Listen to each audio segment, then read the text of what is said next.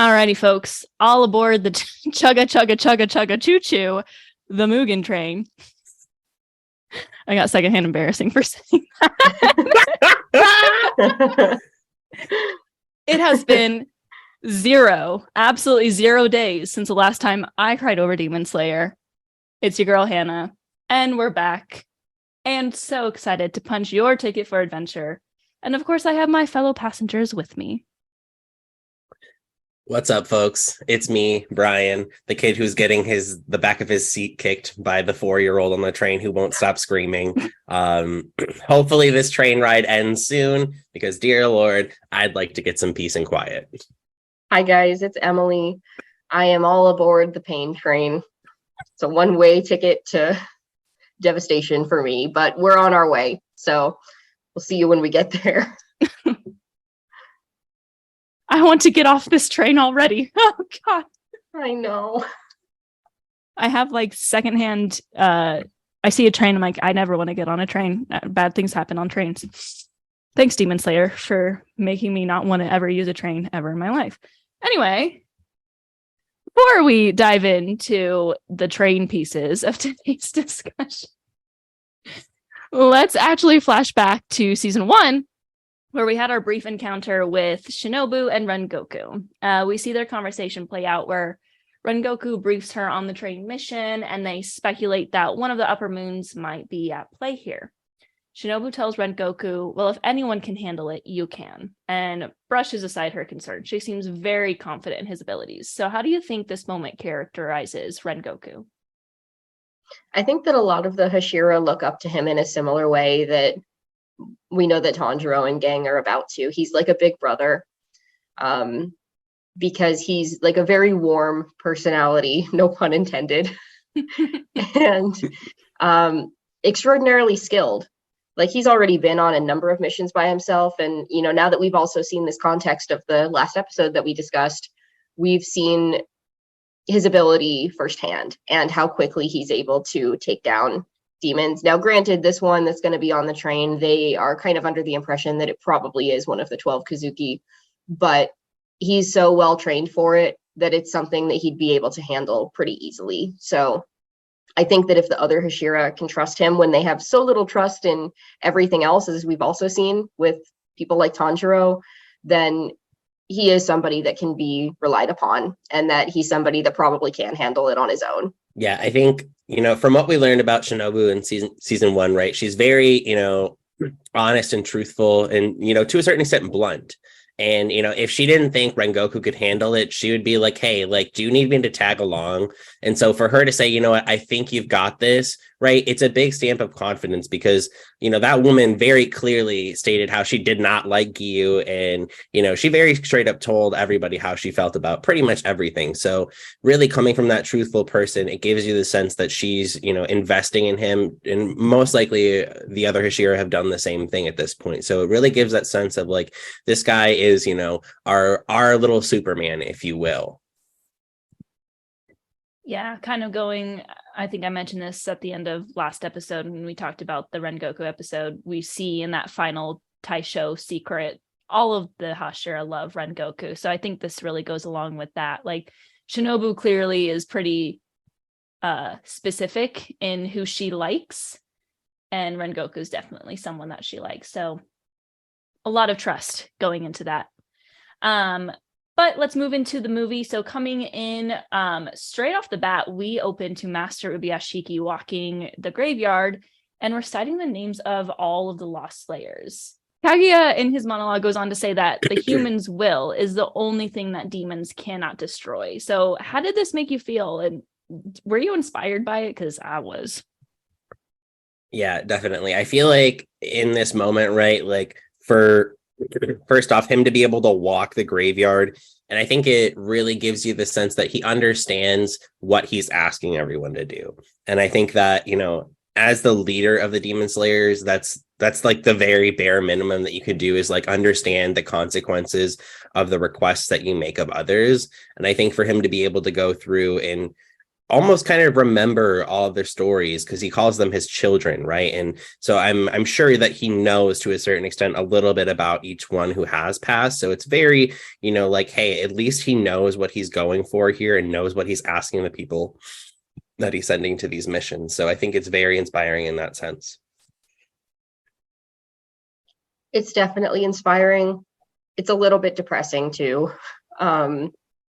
It's kind of ominous to start the movie this way, starting it in a graveyard, listing all the names of the deceased, and he's saying like the will cannot be destroyed. So even though all of these soldiers fell in the field of battle, what they were fighting for is not without purpose, because people are going to continue on and like carry the torch for all of these fallen soldiers. However, I don't think it relinquishes him from any feelings of guilt, because it's a lot of people. Many more people die than are going to live fighting these demons, because like, how can you compete against these things? They're immortal. They can heal instantly. Like, humans just don't have that ability. And that's kind of the driving force, I think, that we've talked about this entire time, is that, demon slayers are going to try to fight anyway for the better of humanity. So it's definitely inspiring, but it's scary. It's like you have to be extraordinarily brave to be willing to charge into battle. And so I think he feels that it's the least he can do is to remember each of their names and to carry on their legacy so that what they did would not be in vain. Absolutely. Yeah. I actually hadn't seen this scene until a few months ago, because I had watched Mugen Train by the episodic version, because I didn't have Crunchyroll and I hadn't seen the show yet when it was out in theaters, and the episodic version does not have this scene, which is wild, because I think it's really important to see his character in this light. He's kind of like this unknown presence. He's there, we've met him, but there's a lot of mysteries about him, and I think this scene says a lot about his character, and it is very ominous, to see all of these fallen soldiers, and for him to also say like it seems as if demon attacks are getting a lot worse. It was very inspiring to see him so loving towards his children, as he says, but also very just like ominous and scary, and kind of like sets the tone for I think what this movie is going to be like. Demon Slayer has had a lot of dark tones, but it's been very light as well, and I think we're kind of moving into focusing on those darker tones a little bit more. But finally, we skip forward to them boarding and getting through finding their seats until they hear him before they see him. It is that time, the classic scene, a scene that has sold many car stickers, t-shirts, and of course is our way of closing out the show. Umai! Rengoku offers a seat to Tanjiro. After lots of confusion, Tanjiro doesn't know how to handle the fact that he just keeps saying umai over and over and over again. And Tanjiro gets to have that conversation that we've been wanting. He talks to him about the Hinokami Kagura. How do you feel about this start of the two of them? It's pretty great, right? I love them. They're so pure. They're so sweet. They're such himbos. It's true. We love them. But it's so good, and and I think it's because it's so well earned. There's been like a great build up to this moment of the two of them meeting. Tanjiro's been like desperately seeking these answers, and this is probably one of the people that exists in this world that's in the best position to help him with at least some of the questions that he has, and he gets to really interact with him in a way where he's not also under arrest for the first time. So that's good. And then, for Rengoku, if the first time you saw him was in this movie, then this is like a really funny scene to have him be introduced, because it makes it seem like a little bit less serious, I think. It's like he approaches everything with a good sense of humor and just like a good attitude about everything. Once it became episodic and we have this extra episode that we just talked about last week, this scene is set up really, really nicely because of everything that he's just gone through in the last 24 to 48 hours before this episode begins, and the buildup of him finally getting to eat this dinner that he's been working hard for the entire time, and like truly enjoying every single bite, like we discussed last time, as though it's your last meal. So it's just a really great culmination of everything, and the show has built up to this meeting. So I love it. Yeah, this is a great moment. Honestly, I feel like sometimes I'm a little bit like Rengoku because of this conversation, right? He's like, Tanjiro asks him, yes, my father developed this breathing technique that, allowed him to go through the cold. Yes, that is very good. I am glad for your father. Yes, do you know anything about it? No, I do not know a thing. It's just like, yes, like golden retriever energy all the way. And I think it's really nice, though, that at least like Rengoku's being straight up with him about it. He's like, I don't know anything, but I got you, bud. Be my Saguko. It's just like he doesn't have like a care in the world. He's open arms to the people that are willing. And, it seems like almost Rengoku has that same sense of like being able to detect emotions without like too much effort behind it, because he can tell immediately that Tanjiro is someone who, he is okay aligning himself with. And even though the other two are a little bit more haywire than him, he's like, they're not bad dudes, right? So he really is someone who just has that kind of, stature and presence that everyone can feel, but also he has that ability to recognize the presence of others, which I think is just a really great quality. Probably most of the Hashira have as well at this point, because we haven't seen like super much of them, but we're going to learn a lot more also about Rengoku and by like proxy the other Hashira in this moment here. Yeah, and I loved how they like made fun of their own art style, because he's just like staring off into the distance the whole time and shouting. And then this is common, like with anime, to be super cheesy and silly with moments here and there. And Tanjiro's like, what are you staring at? Why did you get so big? Like, why are you acting like this? What? Like, I'm asking you these serious questions. You're just like, all right, become my Sakuko. Okay, what are you looking at? Like, what? Like, Tanjiro's just like hella confused. Like, what? I love it. So eventually we get the whole gang together, and we get our tickets punched. We see some creepiness happen with the light, and then we go into battle, and it's Rengoku's time to shine. We get to finally see, I mean, we saw the first episode, so we got to see more, but now our boys get to see Rengoku fight. And he takes care of these two demons like it's absolutely nothing, like another walk in the park. The boys are in absolute awe of Rengoku. They all want to be his Sugoku and call him Big Bro. And we get another cheesy animation scene that I absolutely love. How sweet is he just being so open arms to all three of our little chicken nuggets? Honestly, I think that this is kind of one of my favorite things about Demon Slayer is like that duality, or like that binary of how quickly things can pivot, right? Because Tanjiro, Inosuke, and Zenitsu have faced strong demons to this point, right? Like, and it's not that these demons, weren't weaklings. They had some strength to them, right?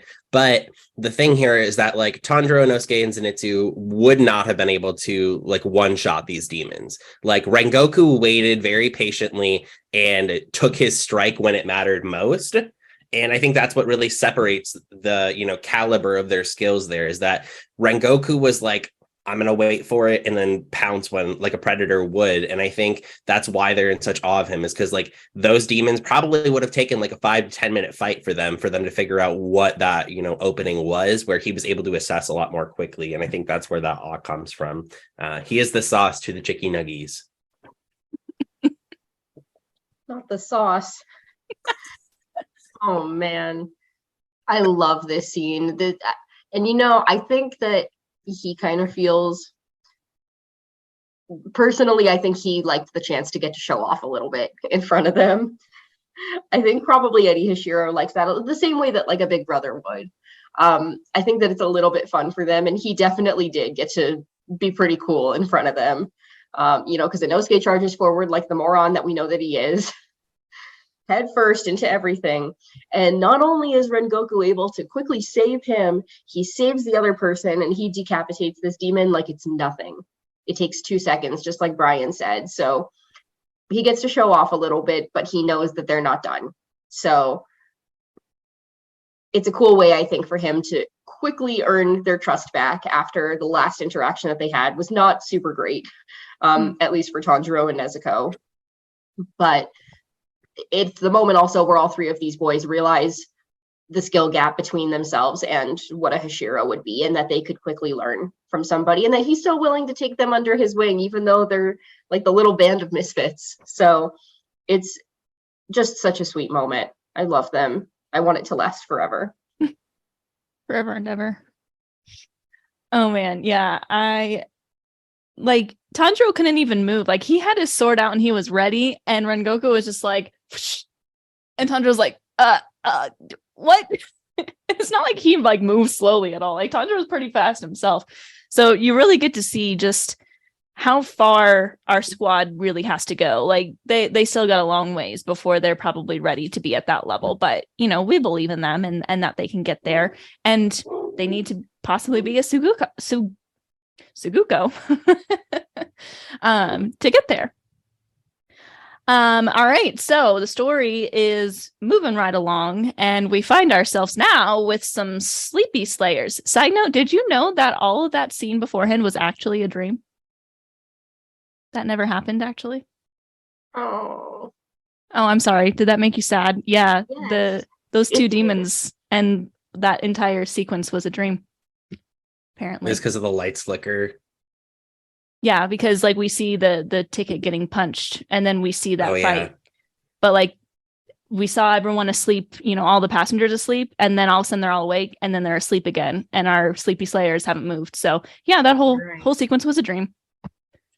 God sorry damn to sorry to break your heart like that, Emily.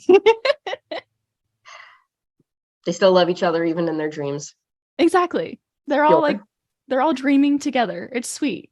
It's so cute. My heart is crushed. That was not the reaction I was expecting out of you. Anyway, moving on. All right. So these dreams, I really felt in each dream we see, it was perfectly depicting each character. And of course, being the Tanjiro stan that I am, I will say that the first half of this movie is very Tanjiro centric. So we're going to see a lot of Tanjiro questions coming up here. I wanted to take a deep look into his dream, though, because I think his dream often gets overlooked by the emotions that are to come in this movie. Well, and it deserves a conversation. What breaks my heart is when Tanjiro sees his siblings and runs to them and hugs them and starts breaking down, saying, I'm sorry, I'm sorry, I'm sorry. This was really his first opportunity to grieve what happened to them. But it was all in a dream. Like he's too busy in real life, like staying strong for Nezuko and fighting, that he hasn't really had time to just grieve the loss of his family. So how did this moment make you feel? Because I cry every time. It's devastating. And when people say that the show is written poorly, this is probably a scene that I would show to them, because I'm like, yeah, all the fighting is cool. It's called Demon Slayer. We know that there's going to be fighting. This is so extraordinarily realistic, and it's a feeling that I hope that nobody ever has to feel, but probably at some point in your life, like everybody's going to feel this. And if you've ever like lost someone that was really dear to you, it's, I think, like a survival instinct to just try to repress some of it. Like you have to, because otherwise there's like, how do you make yourself keep going every day, day after day? And he lost his entire family. And a lot of animes, I think, kind of brush over this. And it becomes like a driving force for like the fight instinct or like a revenge instinct or something like that. And really Tanjiro's driving instinct here is just to get Nezuko back to normal, because there's not much that he can do for the rest of his family. And he's not somebody that is driven by revenge. However, if you've ever lost someone, I think that a lot of people have had this experience where they can come back to you in a dream, and you're still very aware of the fact that like this is the time that you're going to get with them, and that it's not real necessarily as much as you want it to be. And seeing them just like overcomes your entire body with those feelings of grief because you miss them so much. It's written so well. It's like, this is exactly the correct reaction from somebody that's been holding that in for years now at this point in the timeline. It's so sad because we want it to be real for him and we just know that it's not. Yeah. Like, from what we know of Tanjiro, right, we've seen him do it with other people who have passed, right? Like specifically in the Suzumi mansion when they were burying people who had already passed. Like, you can only assume that, like, after Nezuko had passed out to a certain extent, like, he went back and buried his family. Like, imagine the sight of, having to bury your entire family and then in a dream, or, not even in a dream if you can't realize it yet, right, that everyone is back. Like, you had to be the hand to put them all away, and all of these wounds are now reopening. It's a very, like, it's quite a predicament to be in, because you want to be able to indulge in this feeling, but those memories of everything that happened are still there. So, like, you're just literally grappling with the reality of, what happened all over again. So it's a very tough position to be in. And I think that for, like, me specifically, I think that this really strikes, like, a very sad note in my heart, because how do you just continue on after that, like, knowing everything that happened and you've come this far, and then it's like almost like a relapse, right? I kind of akin it to God, why can't I think of it? Korra, the Legend of Korra, right? Where she's kind of having those relapse moments after she fought Amon and after she lost her bending abilities. And then all of a sudden, is like struggling to be the avatar that she once was. And I think that's kind of the moment Tanjiro's having here, is like he's relapsing with all the trauma he's facing.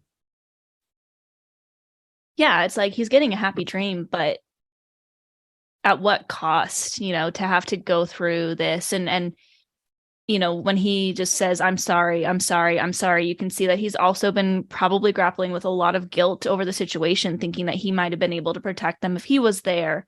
And then what really gets me is when he says, like, seems like maybe that all was just a bad dream, when he's inside his dream. And, so that he remembers it, but he's like trying to remove himself from that. And it's so sad. He's 15.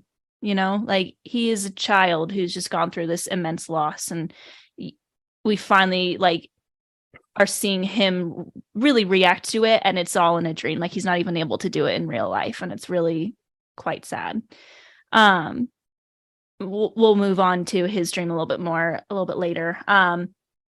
But kind of moving into Zenitsu and Inosuke's dreams. So these are painted very comedic, but I wanted to look at them a little bit differently, because they're like this comedic moment. They're super silly. Zenitsu's with Nezuko, and he's like in love and she's talking to him.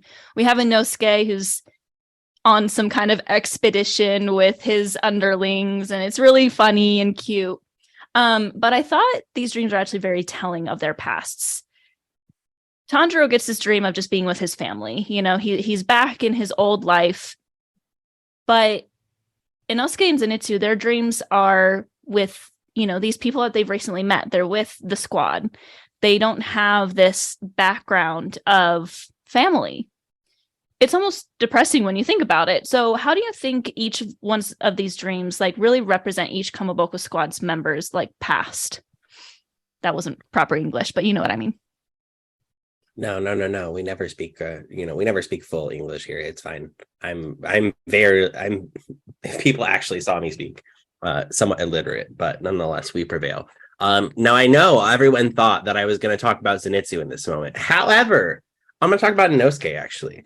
With that being said, I think Inosuke's actually is kind of interesting. I kind of relate to it, right? Because we have the context that, like, Inosuke, like, grew up raised by boars.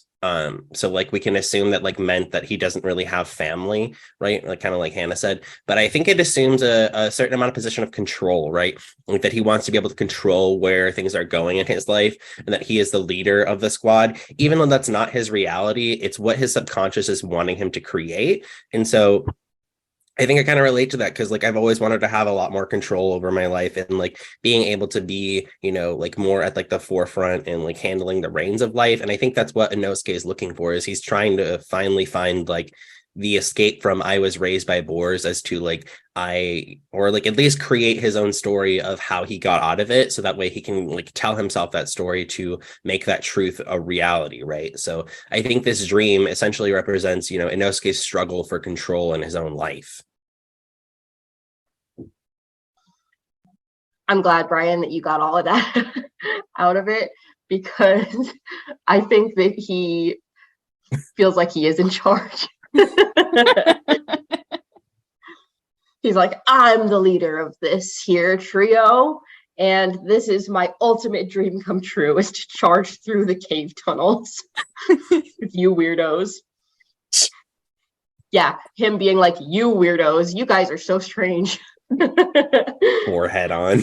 I love him. I die at these two dreams every single time because of, I think, the contrast to Tanjiro's dream. Like we've said, that's like something so purely devastating. And then we have, again, like the two other members of the Moron Squad over here. And we love them. We love our little himbos. But and then we jump right into Zenitsu's dream, and it's like, oh man, like I guess at least he's being consistent now. With like one woman. He has eyes for one woman, but that is immediately where the brain goes. So we love that for him. Glad he's getting his little happy dream. And also, it's kind of nice, I guess, that we get to hear Nezuko's voice for the first time in a pretty much ever, other than a flashback. We get to hear her sweet little voice, which is kind of nice in this dream, giving her voice actress something to do, a little more than grumble. And then, of course, Inosuke's dream. It's so bizarre. Just like that one felt the most, I think, like a dream to me. Like that's what my dreams be like sometimes. Yeah. It's like, oh yeah, okay, like this is what we're doing. Cool. There's a spider train over there. Spider train. Tanjiro and Inosuke are like little weird raccoon things. Tanjiro actually looked like Tom Nook from Animal Crossing. Okay. Yeah, what is it called? What are the Tanuki? Specific thing? Tanuki? Is that what it's called? Yeah. Yep. The little. Oh, it's a Japanese raccoon dog.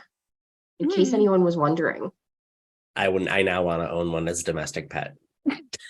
And I don't think you can, Ryan. Can or should are two different things, Hannah. Emily's on the right track. Track. All right. Okay. Don't mess with my dream. Okay. I'll let you have that one.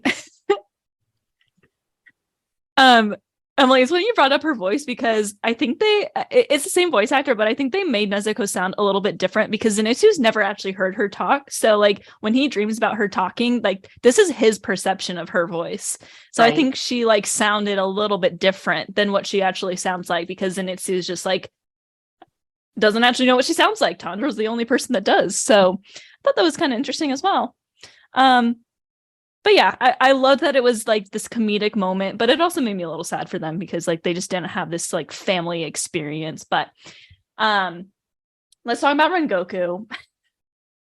The only one who got a shitty dream. I kid. It wasn't that bad. Poor guy though. It was very interesting to learn about his father. We see that although he's, I don't know how to describe it, maybe not really an absent father, but kind of an absent father and kind of a jerk. Even though like his dad has clearly not really been there to help him, Rengoku has still clearly worked very hard to reach the level of Hashira, and we're automatically getting the sense that he didn't really have a lot of help along the way. We also see this sweet interaction between him and his little brother Senjuro. You know me, big brothers with their little siblings. Like there's nothing more that I love in this world. We're truly seeing that Rengoku is like extremely caring and kind, which is very similar to another character that I happen to love. So what did you think of these two separate interactions with his family members in his dream? This one does make me sad, because it's like coulda, woulda, shoulda. We'll get to that later, but he loves his family so much, and his father's interesting. The backstory that we get here is interesting because, like you said, he's a former Hashira, extraordinarily strong, and he did help them when they were younger. when they were much, much younger. He was around for them. And I don't think that it was said outright here, but it kind of seems like the catalyst probably came at about the time that their mother passed away, because he does mention that in this dream as well. And people react differently to grief. So we've seen people react in a very strong way, like Tanjiro, and I think that's kind of how Rengoku had to step up in this moment. And I think that his dad did the opposite and just kind of regressed. And it's hard to say like that there's a correct or an incorrect way to grieve necessarily, but he did have a responsibility that I think he slacked a bit on with his kids here. So Rengoku, I think, kind of stepped up a little bit into maybe not a fatherly position for Senjuro, but he had to mature pretty quickly, I think, to be able to help take care of him and to keep things moving and optimistic. And Senjuro does seem optimistic. He's talking about like, when I'm going to be a Hashira someday, I hope that I'll be able to get father to acknowledge me. And Rengoku is extraordinarily supportive of this dream. So he, I think, is the glue that's going to keep tying this little family together, in the absence probably of his mom. Yeah, I think I don't know. I'm kind of conflicted. I don't know if I would call it a shitty dream, to be honest. The reason being is that, you know, Rengoku gets his chance to actually talk to Senjuro and give him that positive encouragement. Now, you know, whether that positive encouragement is actually, you know, a real conversation that happened or not, regardless, I think it's still fulfilling that emotional need that Rengoku has to try and pass on some of, you know, I'm trying not to say, I almost said something and I was like, that's skipping ahead. Trying to pass on the passion that he carries for life and trying to pass on, you know, all of the things that he cherishes about the world around him to his little brother. And I think that's really like very precious because it speaks to Rengoku's character, right? Like if his, you know, if his sweet dream, if you will, is being able to give his brother like a last conversation, or, you know, like fill in the gaps of what's been missed throughout his life. I think it speaks a lot about who he is as a person. So that's what I really enjoy about this dream, actually, is that he's able to kind of, you know, eradicate some of the doings by his father. Yeah. I mean, it's not really a shitty dream. You're totally right. I think it's interesting, the contrast of his dream compared to like the other dreams that we've seen so far. That so far the dreams we've seen is kind of like the perfect picture of what probably each person wants. You know, like at the end of the day, Tanjiro just wants to be with his family again. Inosuke just wants to be in charge and doing crazy things. Zenitsu just wants to be with Nezuko.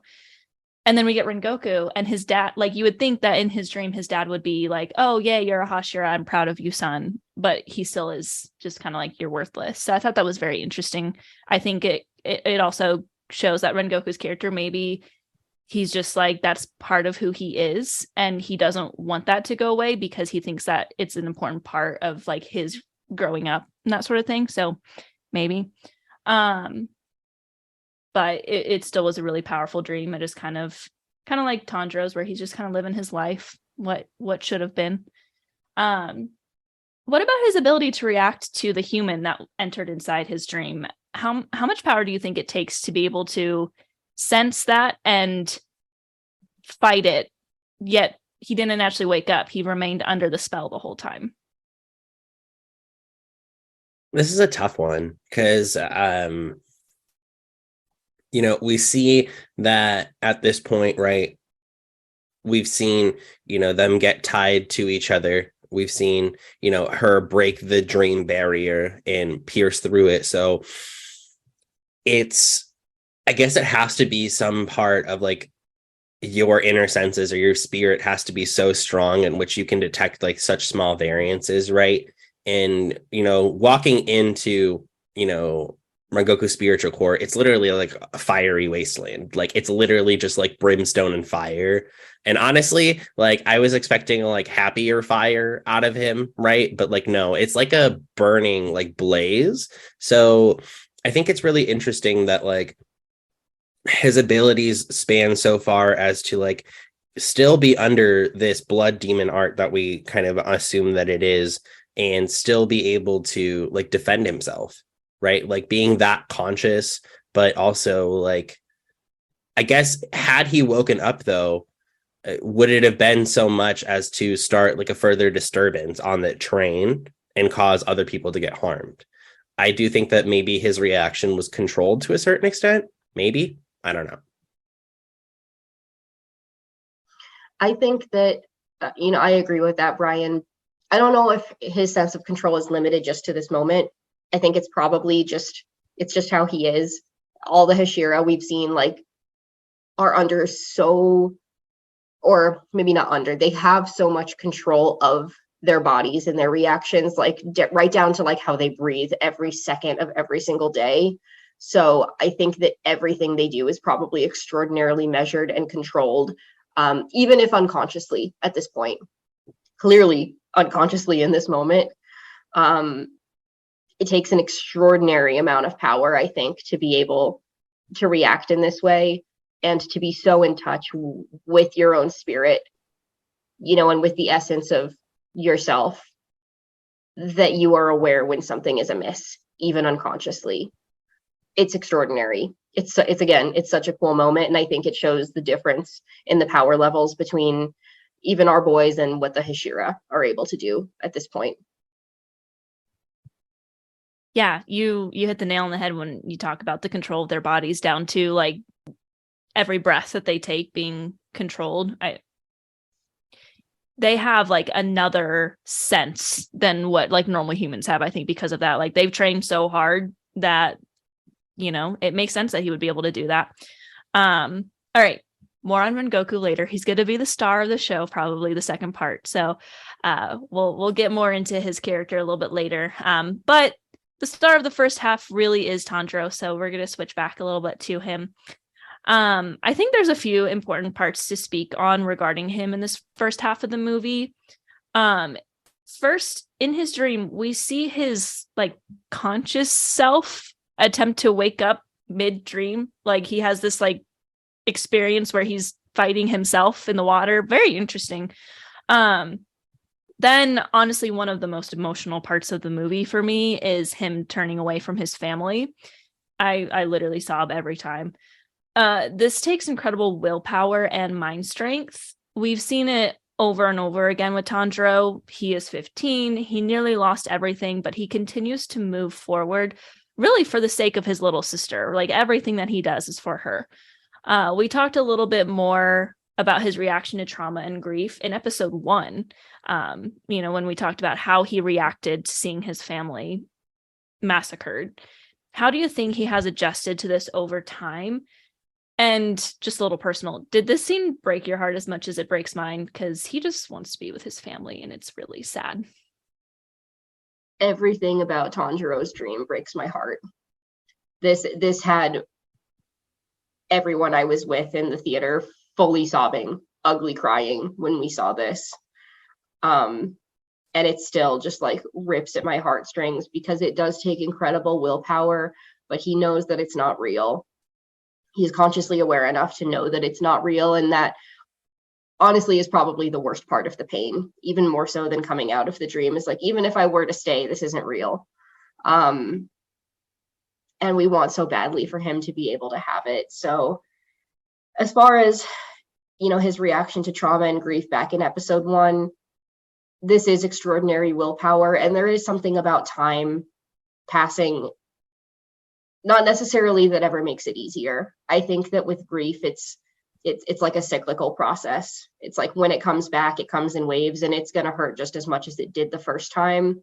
But it's like the world around that grief gets bigger. And so it doesn't make what you're feeling any smaller, but there's a little bit more perspective, I think, as time continues to pass. And so I think that that's what's happening here. It's going to hurt just as much every time that it has to be dealt with, but the bigger picture is there too. So he knows, like this is not real. I have to help Nezuko, who is real. Yeah, I think kind of, what this looks at is like, right, people have to find something to live for, right? And even if it's, like sometimes people are like, well, like if you can't love yourself, or if you can't like live for yourself, like like fix your priorities. No, like Tanjiro, I think at this point, right, is no longer living off of like the will of like, oh, like these are my dreams now. Yeah, like he's living for the fact that like he has a duty to protect his sister. Like that's what's driving him forward at this point. And like kind of like Emily was saying, right? Like he knows that Nezuko is the real thing, and that like while he would love to stay with his family, like that's just not a reality he can stay in anymore. And so like, with that being said, right, like the kid has to continue to grapple with the fact that like everything has gone awry for him, but the only thing that's going to keep yourself happy is trying to stick to what you've gone through and gone for this entire time, right? Like to give up at this point when you've just met the Hashira who, I mean, Rengoku didn't give him like a great, like, yes, Kamikagura is this, but he was like, hey, like, let's at least be buds. And like, he knows that there's something larger out there for like that perspective of the world. And I think that's, quick shout out to Jamie Lee Curtis for trauma, right? The TikTok that she made, all the trauma he's dealt with. Jeez, oh my God, we are doing great today. Oh God.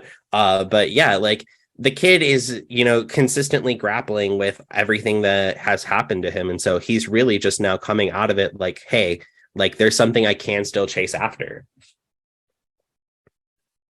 Yeah.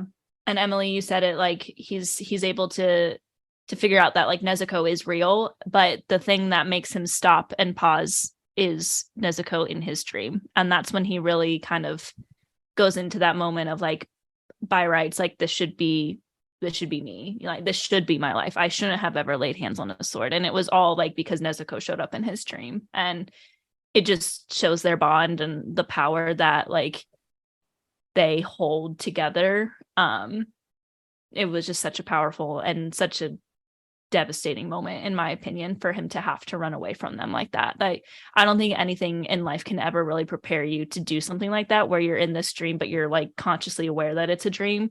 And you have to choose to leave this family of yours that you love more than anything, but you lost horrifically. So just so well depicted, and such a beautiful story unfolding in front of our eyes, for sure, to have those emotions so strongly. So cutting to his spiritual core, as he goes through all of this sadness and grief, wow. I have always loved Tanjiro because of his pure soul, his kindness. But I saw someone talk about the character trope of a character pretty much being like, I have every right to hate the world and want to watch it burn, but I will always choose love. And Tanjiro is like the epitome of this character trope, I think. We're literally looking inside his soul, and it is warm. It is sunny. It is peaceful. This boy truly has a pure heart. And I think it's really powerful because we've already touched on his human sides, his unforgiveness towards Muzan, his desire for revenge against him, his kind of overreacting when it comes to Nezuko and her safety. And yet this is still like his pure soul, our sweet son baby. Did this give you the warm and fuzzies? Did it surprise you at all? Let's kind of discuss that. I think that's a very important part of his character. Yeah, looking at this part of our movie here, I literally feel like weightless looking at his spiritual core. Like it just makes me feel so, I am like relaxed, I am at peace, like knowing that there's a presence out there, or at least a presence out there that's close enough to Tanjiro, is amazing. Looking at the trope of how he's choosing love over, burning the world, I think there are a couple other of MCs out there, and I think Emily would agree with me from Naruto that very much so have chosen one side of the path or the other, if you will. But, right, like, that's the thing, is that I think the nice part about, like, in these like fantasy worlds that we have with anime, right? These are all based off of, real people or the intent of others that, has inspired a person to write this story. So I think that, seeing Tanjiro as this like pure piece of sunlight with these little like spirit guides walking the person who's literally trying to kill the entire existence over is just like, the boy is like the best thing that could come to the world. And like, I think it's like somewhat of an inspiration to see so much love in one spot that it's just a truly pure moment. And I feel like I can't speak coherently on it because it just makes me feel so giddy. It's so tranquil. It's so beautiful. And even though his life has been anything but all of that, this is the true show of what his character is. He's still human. Things are going to be tested in his ordinary life, but when it comes to his unconscious, this is like a soul that is generally at peace. And so that's, I think, part of what sets him apart, and part of what makes him, this child of destiny that we've talked about many times already, is that when it comes down to it, this is the essence of what he is, and it's just pure. There's just nothing. And we've seen like some other really sweet people.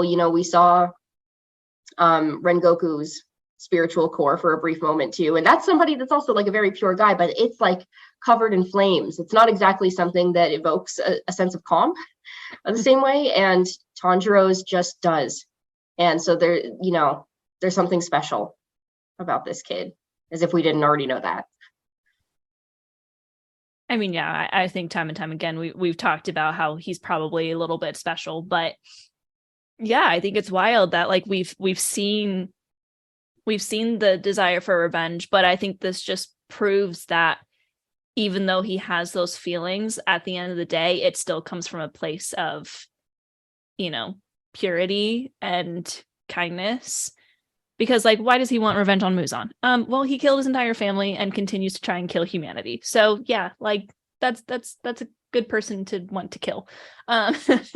So it just like perfectly encapsulates his character that we've seen so far. Like, to touch his soul in this way was just really powerful, and such, again, a beautiful way to take the story. I thought it was a really artistic way to kind of show truly who he is inside. I want to talk about how he gets out of the dream, but that theme becomes more prevalent a little bit later, so we'll talk about it in a moment. But let's move over to the other Kamado, because she always deserves a discussion.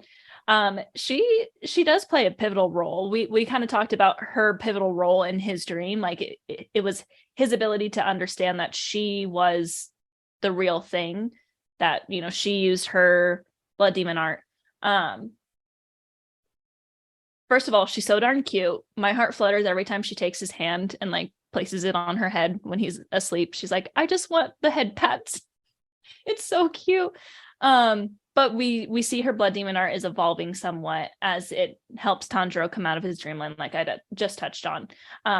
Do you think Tanjiro would have been able to wake up if she hadn't have done that? I know we kind of talk about probably not, but I want to take a deep dive into that. Like, is she the reason why Tanjiro was able to kind of coherently understand that this was a dream? I certainly think that it contributes. Tanjiro has extraordinary willpower, and so I do think that he probably would have figured it out at some point. Whether or not he would have done it in time is the real question.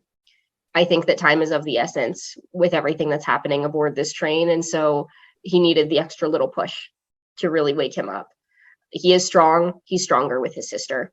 So I think that in order to wake him up in time to be able to hopefully prevent some of the occurrences that are about to happen, yes, absolutely, we need Nezuko's help. Yeah, I think she definitely accelerates it, right? Like, there were moments in the dream where he was starting to pick it up on his own, but like it wasn't fast enough.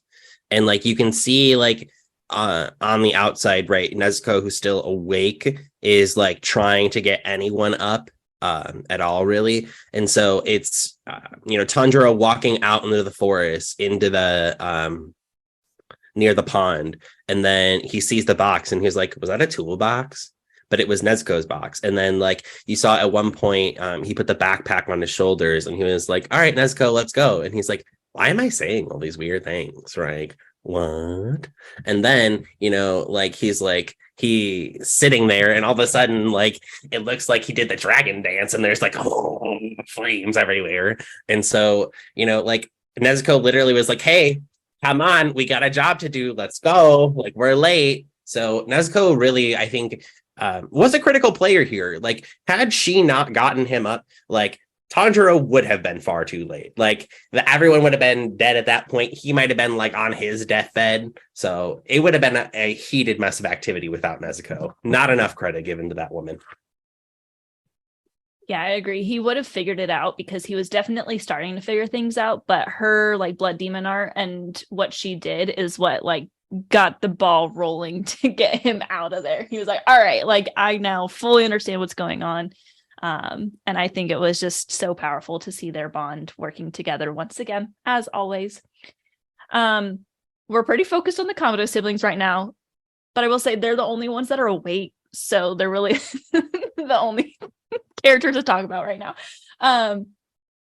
I want to touch on the man who was inside Tanjiro's dream. I'm sorry, I have to do a little rant. I was watching a YouTube video essay on Tanjiro a few months ago, and they were gushing about how awesome he was. I was really enjoying just listening to their points because, of course, I love to listen to that. But they said something that was kind of weird. And I am all for pointing out character flaws. Like, I think it's important when you make a character essay about all the great things about a character, you still got to say, okay, like here's where maybe something could have changed. But they actually said that they thought Tanjiro didn't influence the people around him enough, which I thought was interesting because like we have Exhibit A right here, this man that was inside his dream. All he had to do was look inside his heart. And of course, he got to literally see his soul pretty much and experience that warmth and tranquility. But he completely changed. And he was like, I was going to like hurt others just so that I could have a dream. And he just was like, this changed him. Tanjiro states that he wishes he could have stayed in his dream. He kindly asked the man if he's okay, even though he literally invaded his soul. We are really on something right now with making me cry over Tanjiro. How often do you think Tanjiro influences the characters around him? I almost threw my chair out the window hearing the Tanjiro doesn't influence other people's around him. We've literally talked about that 80 million times. But looking at it, like the man, okay, the guy who like walked into the dream, right? He had tuberculosis. Okay, let's just backtrack here, right? We are in the Taisho era of Japan. It's not like there were tuberculosis vaccines. Nonetheless, like a standard treatment for those, it was probably like drink some tea, go have some herbs, hope you don't die, my dude. Like the guy had no hope, okay, for life after this. His only hope was following the demon's orders, getting a sweet dream, and hopefully that sweet dream just took him to the end. Then he wakes up and he's like, wow, I saw like this amazing sun of a soul, and now I don't want to kill people, even though I know my fate is probably not great. Like he knows going forward that if he does not get cured of tuberculosis, he's probably going to die within the next 2 weeks. Like, let's be real honest here. So my soapbox. I mean, that's really good to consider too, because it's like, this just brings us back to a theme that we've discussed over and over and over, in that like, there's not really a whole lot of bad guys in this show. There's just different choices, and there's nuance to the choices as well.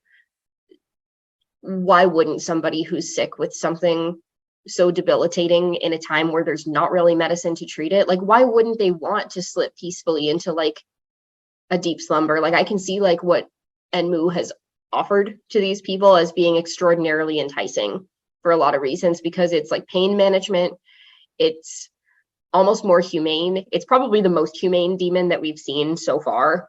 Out of every possible option to die at the hands of a demon, this one is probably the most pleasant.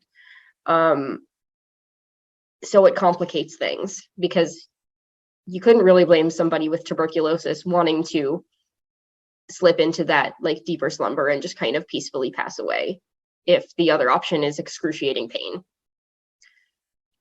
In spite of all of that, and knowing that this is a kid that he doesn't know, like he doesn't know Tanjiro, and just seeing his spiritual core for this brief moment in time is enough to influence him to change his mind, to accept his own fate, resign to that sense of pain, and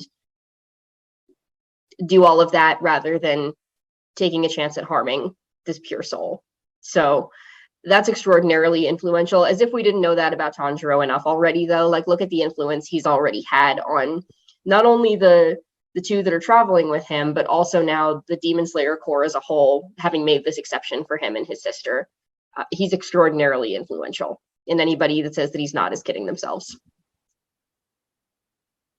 Agreed.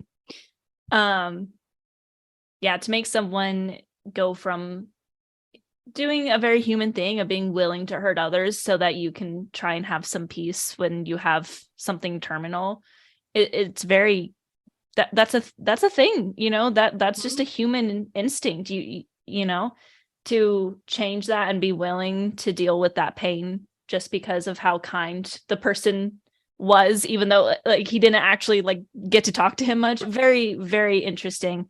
But I agree, like Tanjiro has influenced almost everyone that he has, you know, interacted with, and I think it's really powerful and a very important part to the story. So I just wanted to call that out and be like, yeah, he's influential for sure.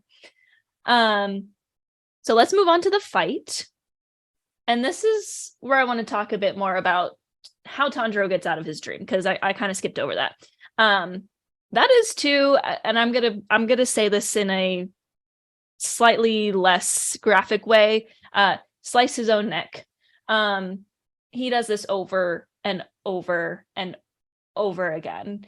And in my opinion, at this point, this is more than just drive and grit. I can't even like put myself in the shoes of him at this point. Like, to go through everything that he's just gone through in the dream, but to also just actively make the choice to off himself over and over again.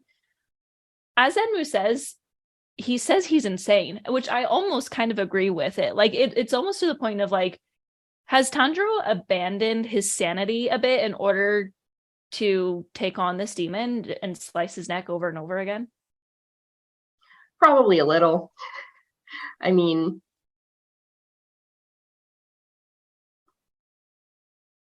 it's hard to say whether he's lost touch with his sanity or whether he's just leaned a little bit more into the dream aspect of this and like, this is just a dream. This is just a dream. I'm going to wake up.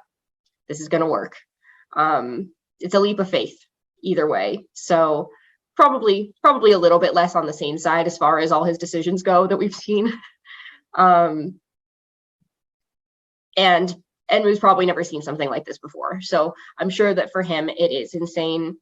But I think he's just really leaning into, again, that this is the dream and that what's on the other side matters the most. And usually this is what happens in a dream. If you get close to thinking that you're about to perish, that is the thing that's going to wake you up.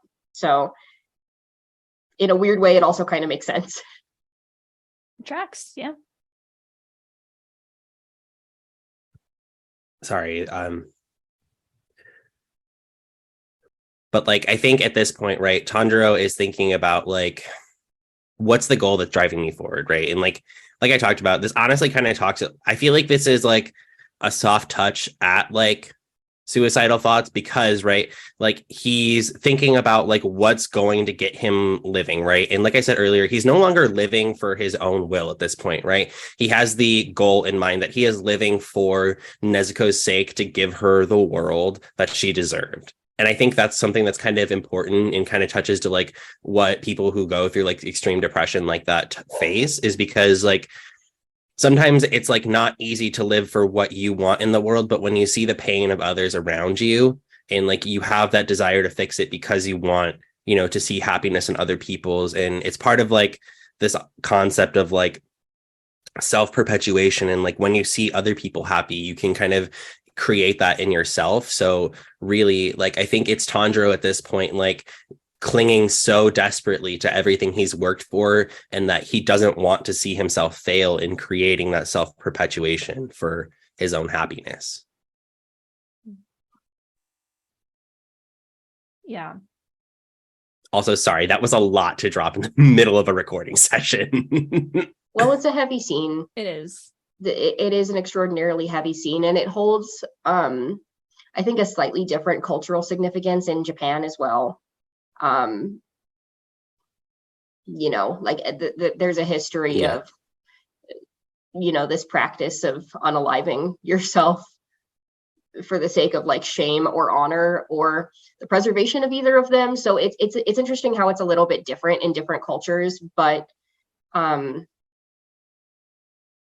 doesn't make it any less difficult, I think, to stomach. And so that's why he's insane, according to Enmu in this moment, because it's like, you could have just stayed in this comfortable dream and like this could have been the way that it happened for you.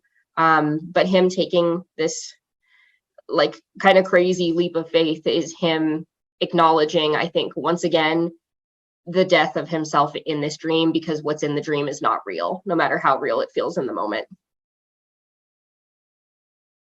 Yeah. Incredible control over himself, kind of like what we talked about with Rengoku, but also kind of like something that Armin says in Attack on Titan, like those who are not willing to abandon something aren't going to get anything done. And I think Tanjiro is not necessarily abandoning his sanity, but just he's abandoning safety. You know, he has to do this so quick that there could be a time where like he does it when he's awake, but he also, we've seen him in the past kind of have that, like he is not afraid of it. You know, he's willing to die for the sake of his sister, for the sake of his friends. And, you know, for him to be able to do that over and over again, it's Tatakaye. Yeah, very, very powerful. This fight scene is really spectacular.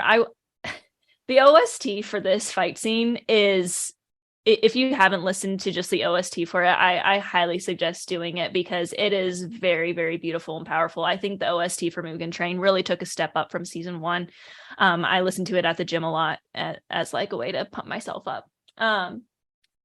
But we have a lot more to go in the movie. So, and we have a lot of fight scenes. So Enmu's blood demon art is a very tricky blood demon art to fight.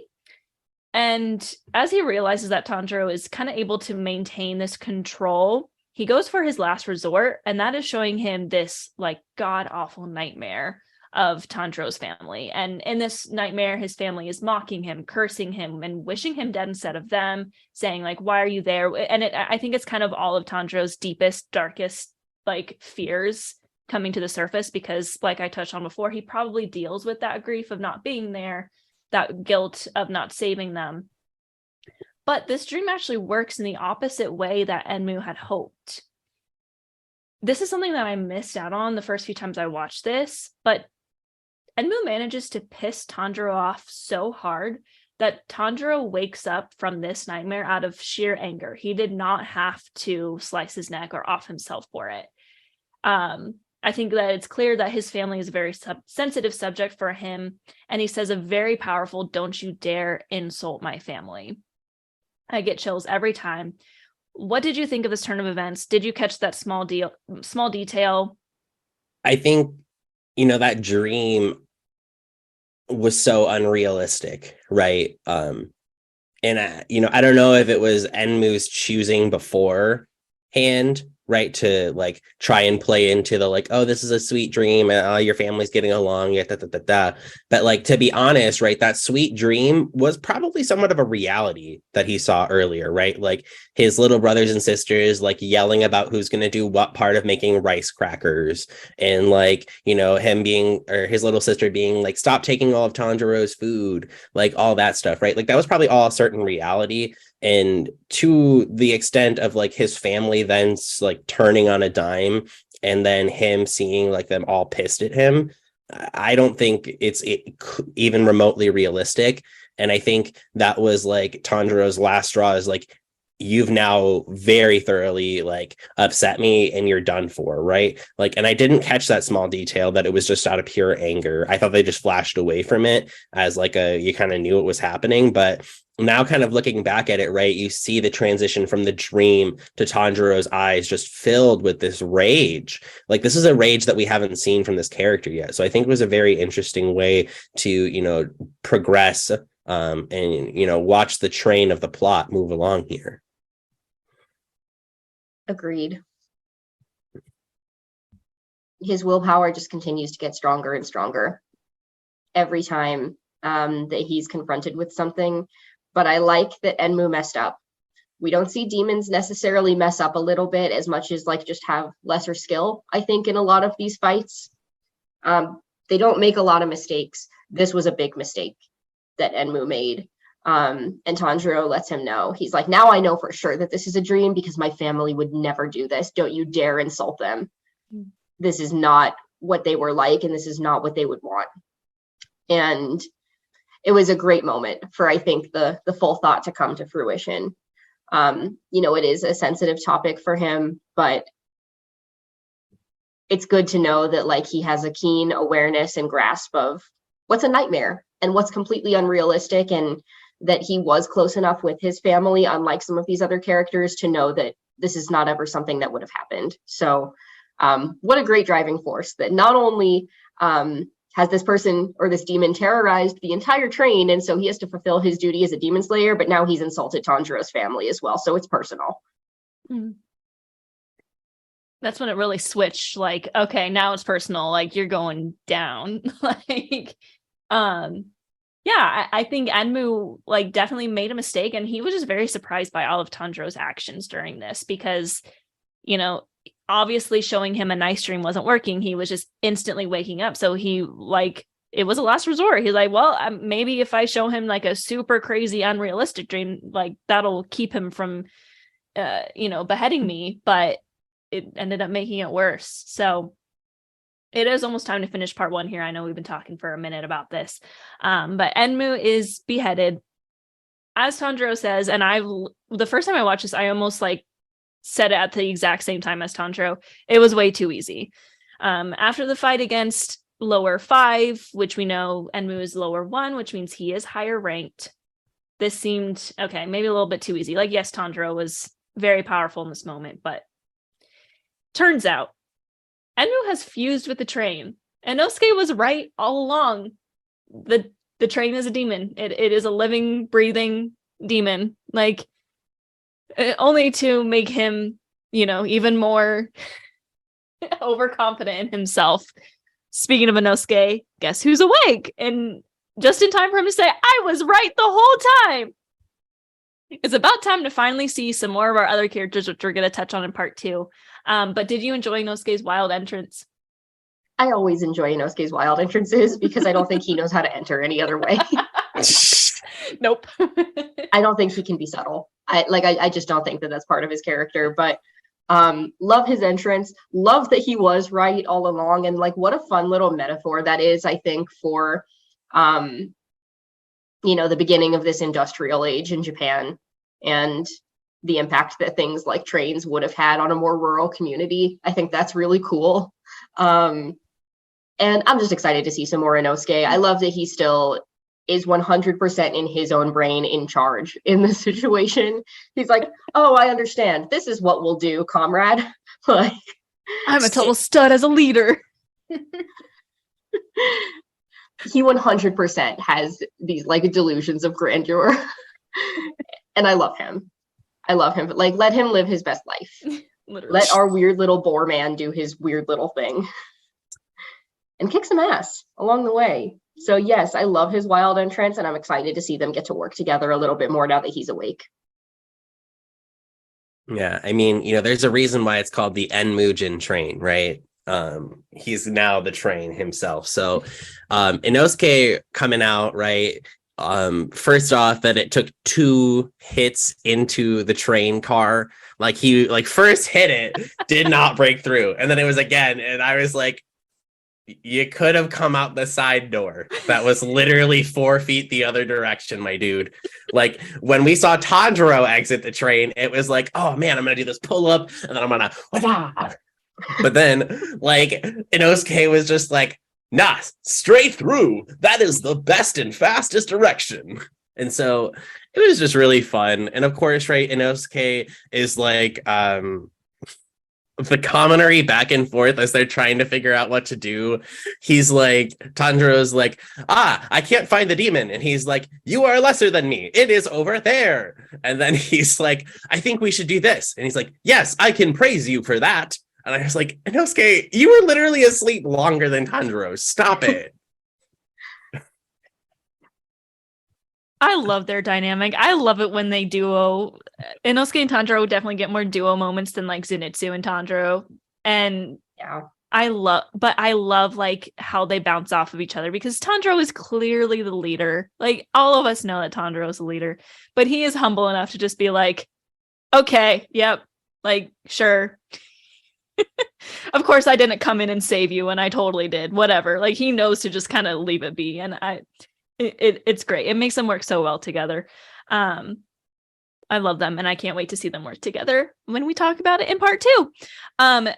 That being said, that's really all the time we have today. We're going to do things a little bit differently, but I did just want to say if you wanted to call out any final moments or favorite moments from part 1 of the movie. I think I'm going to save my final or my favorite moments for part 2 because I think they culminate really well with the rest of the movie. So I'm going to hold, but know that I have something very fun for the next part. Agreed. I can hold off, but I will just say, like, it would be really hard to pick one in the first place because of how well done I think that this movie is. There's a reason that it became like one of the, if not the number one best-selling animated film in Japan. I think that it might have overtaken Spirited Away last time I read about this. So, there's a reason. There's a number of things between the story, the gorgeous animation, the beautiful score. Everything about it is just wonderful. So we'll talk about it more next time, but hats off once again to the entire crew that would have worked on this.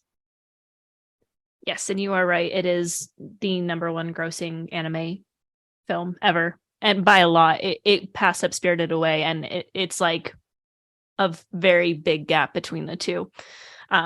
Agreed. I have a lot of thoughts on my favorite moment, but I'm going to talk about it after we get through the whole thing. So that's going to be it for today. We will be posting part 2 next week. So make sure you look out for that. Otherwise, you know the drill. Follow us on all of our social medias. We got Instagram, TikTok, Twitter at Hashira Half Hour. And we'll see you all next week. Umai.